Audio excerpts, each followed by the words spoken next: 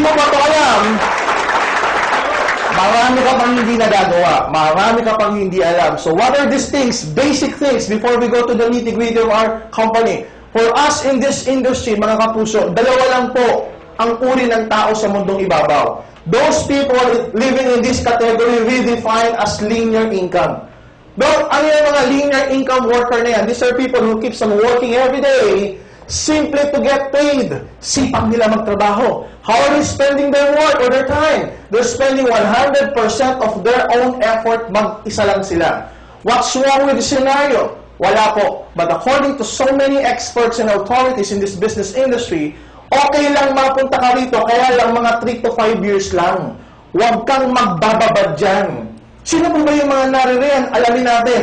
Tatrabaho para kumita. Guys, pagbaliktad natin, no work, no pay. Ulitin natin para mas masarap. No work, no pay. Ilang taong ka lang no work, no pay. 10 years, 20 years, ang tanda mo na, may rayuma ka na, may apo ka pa, may sakit ka na, no work, no pay ka pa rin.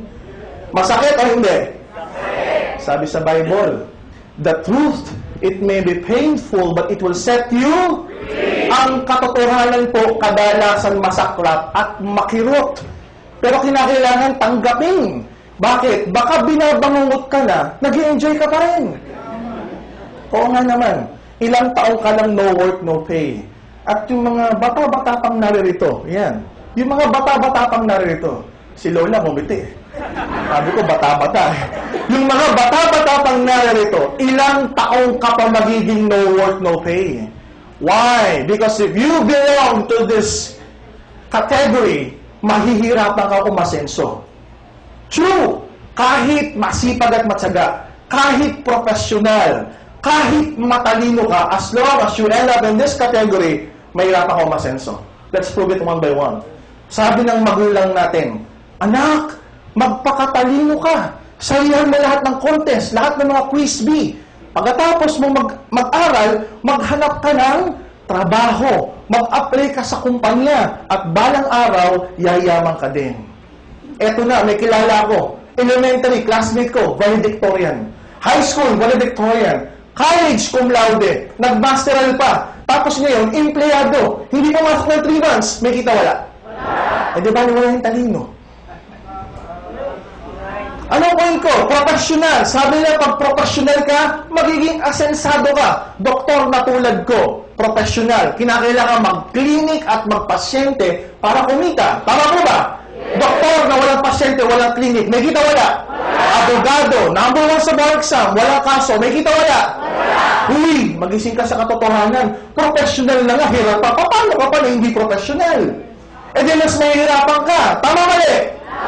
Sabi ng isang magaling na senador, ang tagumpay nasa sipag at itanong mo sa sarili mo yan, kung yan totoo, di dapat lahat ng magsasaka tagumpay.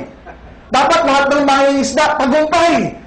Di ba sino pa sisipag sa magsasaka at mangingisda? Alas 4:30 ng madaling araw, nasa dagat na, nagsasaka na, habang tayong lahat tulog pa. Sino pa sisipag sa kanila?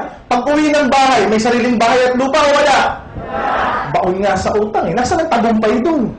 What do I mean? If you put those attributes, those characteristics, those features that I've mentioned, pag nilagay mo sa linear income, you'll be frustrated. Mahihirapan kang umasenso.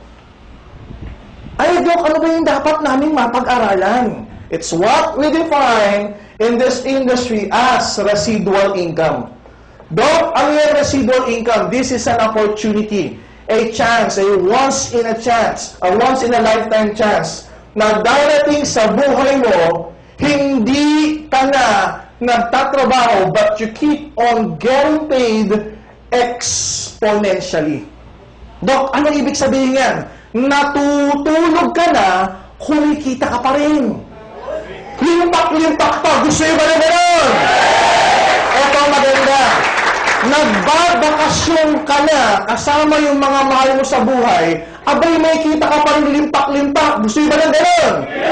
Ito yung nangyayari na ngayon. Ayaw mo na ng kita. Abay may kita pa rin. Maganda o napakaganda?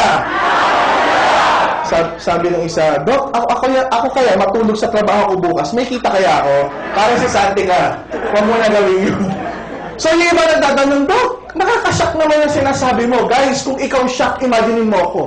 11 years ago, doktor ako, professional, postgrad, ang taas ng pinag-aralan ko. Tapos may isang taong hindi ko kilala. Sasabihin sa akin, Dok, darating ang time, hindi ka na nagkiklinik, wala ka ng pasyenteng tinitignan, natutulog ka na lang, kumikita ka pa rin.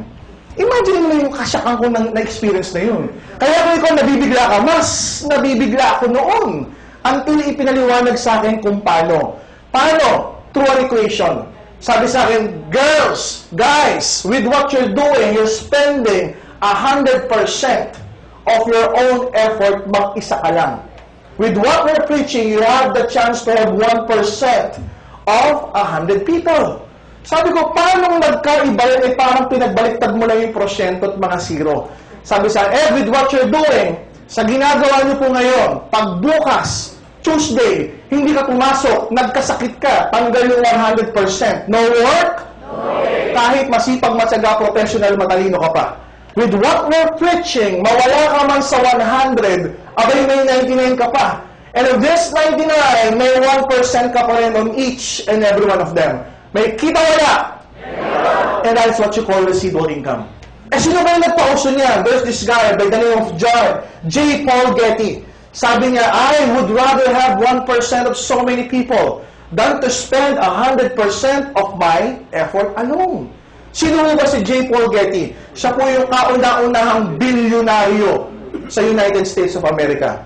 In short, naging bilyonaryo po siya. Pesos, dollars. Siping nyo, naging bilyonaryo in dollars. At siya rin nagsabi, if you, sabi kasi ng iba, Doc, baka kaya kakikita ng ganyang kalaki, kinakailangan, milyon-milyon din yung ilabas mo. Hundreds and thousands of pesos na kinakailangan ilabas para magkaroon ka ng residual income. Siya na mismo nagsabi, if you do not have enough funds to put up a multinational company, sabi niya, you may have an option of joining a distribution business and harvest the same effects of residual income. Ganun din pala if you join a distribution company. That's why AIM Global, Alliance in Motion Global Incorporated, is a distribution company. We have partners in the United States. We have lucrative products. We have a very lucrative compensation plan. So to start with, are you ready to learn? Yes! Then for companies, Alliance in Motion Global, we partnered with, pakita mo na, we partnered with Nature's Way. Sino po ba ang Nature's Way? Nature's Way has been existing for almost 45 years, to be exact. This is a $1 billion a year company. Yeah, $1 billion a year company. All of their products are medically proven, scientifically researched. They have more than 200 medical doctors, scientists, herbalists, researchers developing, formulating new product lines. But what I love about this great company is this. All of their products have very high ORAC value. Doc, ano yung ORAC value? Stands for Oxygen Radical Absorbance Capacity. Doc, ano ba yung ORAC na yan? Mini-measure niya yung mga elements that we call antioxidants. Doc, ano naman yung antioxidants? According to so many research done, not only by Nature's Way, but a lot of independent medical communities, ang sanhipo ng lahat ng sakit sa buong mundo, mula sa simpleng ubot-sipon hanggang sa pinakamalalang cancer at even AIDS ang may kasalanan, free radicals. And asan pa ang free radicals? It's in the air that we breathe in. Question, may iwasan po ba ang hangin? Pag inaiwasan mo ang hangin, abay, kinuha ka na ni Lord. Hindi natin may iwasan yan. Some of the people are asking me, Doc, paano nasa hangin yan? Can you please explain it to us na mauunawaan namin? Guys, imagine mo to. Imagine mo itong pen na hawak ko as a nail. Okay? Pako in Tagalog. Ang nail po ba or pako, may buhay o wala? Ilagay mo yan sa isang tabi. And the free radicals that I'm talking about, itong mga free radicals that I'm talking about, okay, they usually take action on anything, even on nails. So what will happen? Titirahin ng free radicals yung pako. Guess what? After a few days, ano nangyari sa pako? Very good. Alam na alam nyo, kinakalawang. Eh, katawan natin, may buhay o wala? Meron yung buhay, and worst of all, kinakalawang din yan.